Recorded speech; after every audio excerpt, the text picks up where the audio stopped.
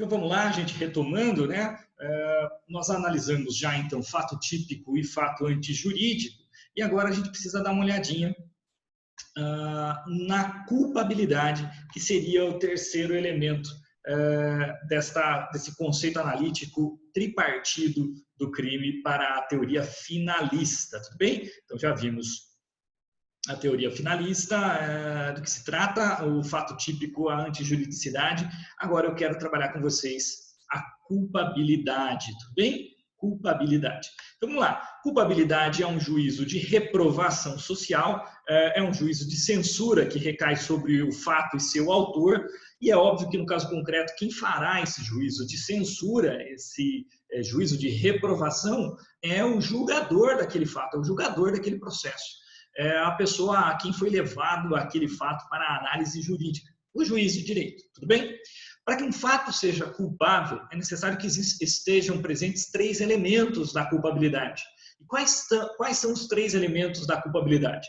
A imputabilidade, a potencial consciência da ilicitude e a exigibilidade de conduta diversa, tudo bem? Então, a pessoa tem que ser imputável, ela deve ter potencial consciência de que a sua conduta é ilícita e deveria ser exigível dela uma conduta diversa, ou seja, deveríamos exigir daquela pessoa uma conduta conforme o direito. Tudo bem? Então, estes são os três elementos da culpabilidade.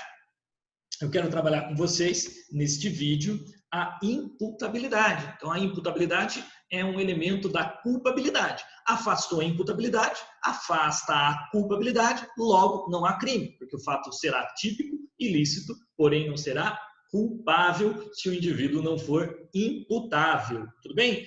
Então, vamos lá. O que é imputabilidade? Primeiro, vamos dar uma olhadinha no artigo 26. E o artigo 26 vai falar assim, né?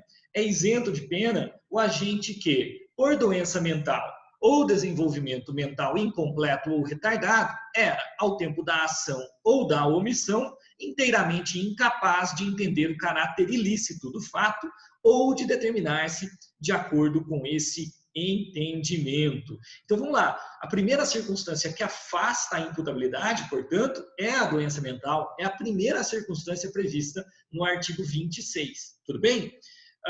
No artigo 27, nós teremos, eu quero que vocês ignorem essa segunda parte aqui deste título. O título fala, né, desenvolvimento mental incompleto ou retardado, mas aqui no 27 nós estamos falando do desenvolvimento mental incompleto.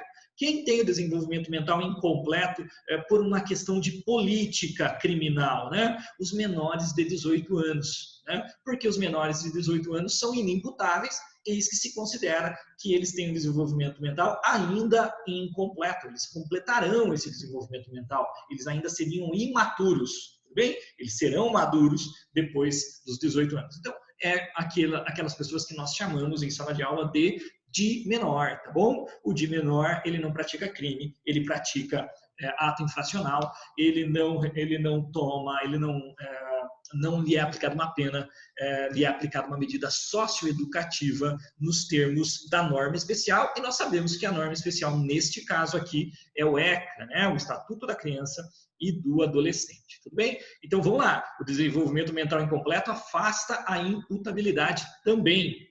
Bom, o desenvolvimento mental retardado, tudo bem?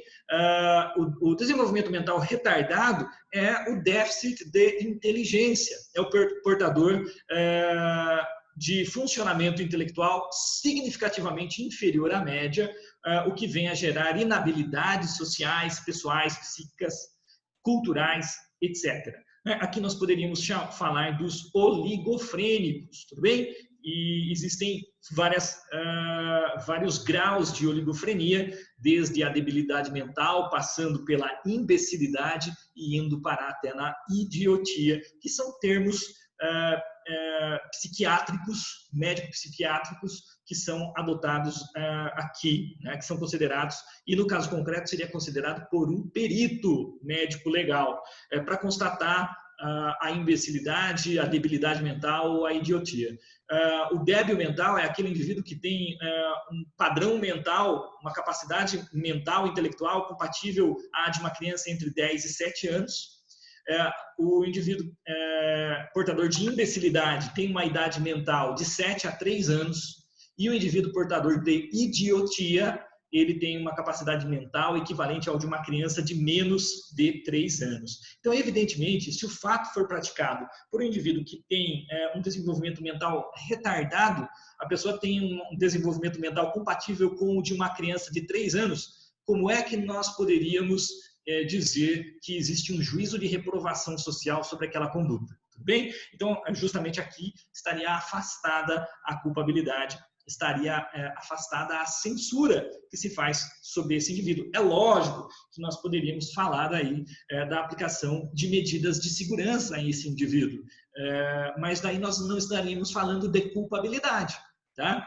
O desenvolvimento mental retardado, ele afasta a culpabilidade, mas ele permite que se aplique medida de segurança, não em virtude da culpabilidade, porque não tem reprovação social, mas em virtude da periculosidade do agente. Por isso que daí ele poderia ser colocado num hospital de custódia ou ser colocado num tratamento ambulatorial para tratar aquele problema, tanto a doença mental como o desenvolvimento mental retardado. Tudo bem? E, por fim, nós temos a circunstância da embriaguez. Não é qualquer embriaguez que afasta a culpabilidade. O artigo 28 fala, né, que a emoção ou a embriaguez não afastam a culpabilidade. Mas, no parágrafo 1º, vai estar falando assim: é isento de pena o agente que, por embriaguez completa, proveniente de caso fortuito ou força maior, era, ao tempo da ação ou da omissão, inteiramente incapaz de entender o caráter ilícito do fato ou de determinar-se de acordo com esse entendimento. Então, vamos lá. É possível que a embriaguez afaste a culpabilidade? É possível. Qualquer embriaguez? Fui para o bar, tomei uma cerveja com os meus amigos, saí com o carro, bati com o carro, estava embriagado, matei alguém. Sou inimputável porque estava embriagado? Não, não é. Aqui nós estaríamos aplicando aquela teoria da actio libera in causa. Né? Lá na origem da ação, ela era livre. Então, eu sou culpável, porque lá na origem da ação, eu era livre, eu escolhi beber. Né? Eu escolhi voluntariamente beber, ou eu não queria ficar bêbado, mas acidentalmente eu bebi mais do que deveria. Então, eu serei culpável, com certeza. Vamos trabalhar um pouquinho esses tipos de embriaguez, e daí a gente volta para o slide anterior. Então, vamos lá, tipos de embriaguez, né? Então, a embriaguez, ela pode ser completa, né? A embriaguez completa é aquela absoluta falta de entendimento, confusão mental e perda da capacidade motora. É esta embriaguez que eventualmente excluirá a imputabilidade. Eventualmente. Não basta que a embriaguez seja completa. Eu preciso de mais uma circunstância. E a embriaguez incompleta, ela não afasta totalmente a capacidade de entendimento, mas ela prejudica alguma capacidade de entendimento, alguma capacidade motora, mas ela não é completa. Então, para afastar a imputabilidade, só a embriaguez completa, mas não basta. Não basta que a embriaguez seja completa. Porque eu poderia ter sentado na mesa do bar com os meus amigos e tomado todas, misturado cerveja com uísque, com caipirinha, com vodka, com corote, né? Aí, mas eu fiz voluntariamente, ainda que ela seja completa, não seria possível, não seria suficiente para afastar a minha culpabilidade. Agora, vamos lá. Quanto ao elemento subjetivo do agente, ela pode ser voluntária ou culposa, ou seja, não acidental. A intenção de embriagar-se ou sem intenção de embriagar-se, mas com excesso imprudente. Então, veja só, o cara que se embriaga para tomar coragem e praticar o delito, ele continua sendo imputável. Tudo bem? Imputável. O indivíduo que bebe não queria se embriagar totalmente, mas ele age com excesso, ele é imprudente, ele também continua sendo imputável. Na primeira hipótese, da embriaguez pré-ordenada, ele bebe para tomar coragem, ele ainda tem uma causa, ele tem uma agravante genérica. Esta embriaguez voluntária ou culposa não acidental, elas não afastam a imputabilidade. Qual é o tipo de embriaguez que afastaria a imputabilidade? A acidental. Então, a ingestão não voluntária nem culposa. E quando isso acontece? Aqui, olha, no caso fortuito ou na força maior. Então, no caso fortuito, ele desconhece o efeito da substância. Temos como exemplo, por exemplo, né, redundante, óbvio, mas nós falamos sobre o indivíduo vai até um culto religioso, dão um chá para ele, é chá do santo daime, ele não sabe da circunstância, toma aquele chá que tem efeitos alucinógenos e ele, por caso fortuito, fica embriagado. Se ele comete um delito e essa embriaguez é completa, sobre ele não recai um juízo de reprovação social. Combinado? E força maior, o indivíduo é forçado a beber.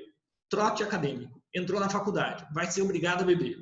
Ou você bebe ou você apanha, tudo bem? Então o indivíduo toma aquela bebida não voluntariamente, né? Involuntariamente, ele é forçado a beber. Se ele fica completamente embriagado e pratica um fato típico ilícito, recairia um juízo de reprovação social, sobre ele não recairia a censura, tudo bem? Combinado? Então estes são os elementos da imputabilidade. Olha só o nosso direito penal como uma cebolona aqui, né?